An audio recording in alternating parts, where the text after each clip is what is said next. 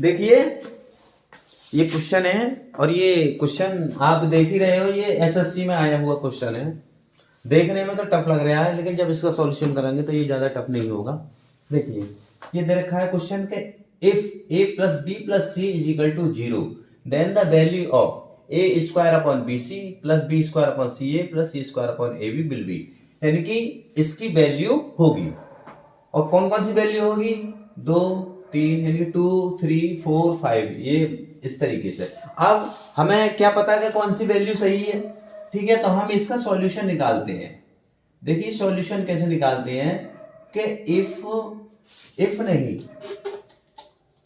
देखिए ये दे दिया है, हमें दे दिया है ऑलरेडी इन्होंने कि a plus b plus c is equal to 0। हमें पता है कि भाई a plus b plus c इसकी वैल्यू 0 है, तो क्यों ना हम इसके ऐसे मान माने इनको एडिंग करने पर यानी कि जोड़ने पर 0 आ जाए।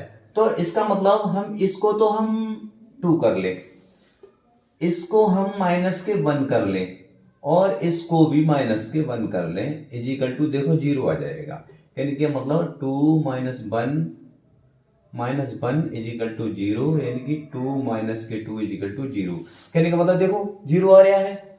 इसलिए तो इनकी जो ए बी सी की वैल्यू जो बनेंगी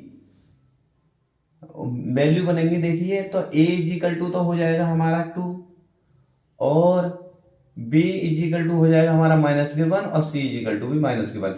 हमारी देखो तीनों वैल्यू निकल आई, इसी से ही हमें पता पड़ गई। ठीक, अब हमें वैल्यू किसकी निकालनी है, a square upon b c plus b square upon c a plus c square upon a b. ठीक, इसकी वैल्यू निकालनी है। तो देखिए a स्क्वायर मतलब 4 डायरेक्ट,